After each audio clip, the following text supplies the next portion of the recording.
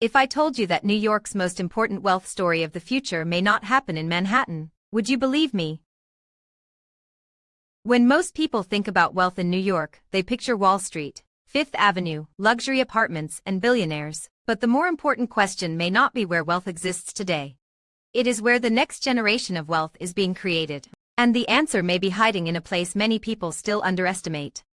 In Flushing, Queens, a growing number of Chinese American families are creating a different model of success.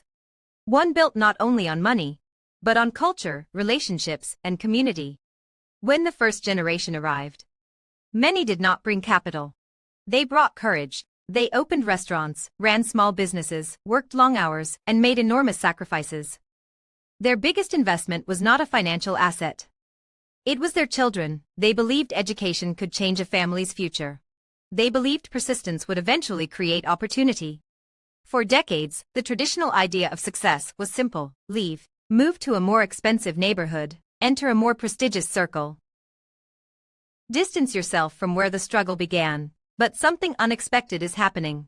The next generation is choosing a different path. They are not abandoning their roots, they are investing back into them. Some are transforming family businesses into modern brands. Some are turning traditional restaurants into cultural experiences. Some are building companies through community networks. Others are turning their family stories into business opportunities. Behind this movement is a powerful shift that many people have missed.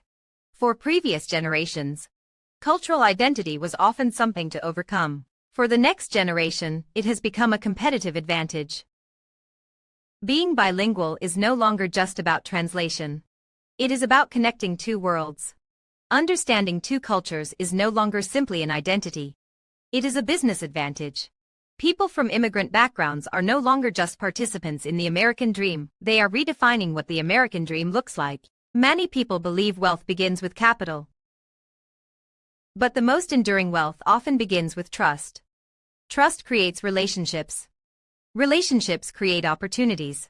Opportunities create businesses. Businesses create wealth. And one of Flushing's greatest assets is not just real estate. It is the decades of trust, relationships, and community networks built over time. This is why investors are looking at Queens differently. They are not only seeing property appreciation, they are seeing something much harder to replicate: cultural capital. As consumers increasingly value authenticity, belonging, and identity, communities with deep cultural foundations may become more valuable than places with the highest prices. And this leads to an uncomfortable but important insight: Manhattan represents recognized wealth. Flushing represents underestimated influence. Smart investors do not only chase what is already expensive, they look for what is becoming important before everyone else notices. Perhaps the most successful Chinese American families of the future will not be remembered because they left their communities behind. They will be remembered because they transformed them. Their legacy will not only be measured by buildings, investments, or bank accounts. It will be measured by the communities they strengthen, the culture they preserve, and the opportunities they create for future generations. 10 years from now, people may look back and realize that one of New York's biggest transformations was not the construction of another skyscraper or the arrival of another billionaire. It was the evolution of a neighborhood once viewed as a starting point for immigrants into one of the world's most influential centers of Chinese American entrepreneurship, culture, and opportunity. The real question is not whether Flushing will change New York. The question is, will people recognize its influence before it becomes impossible to ignore?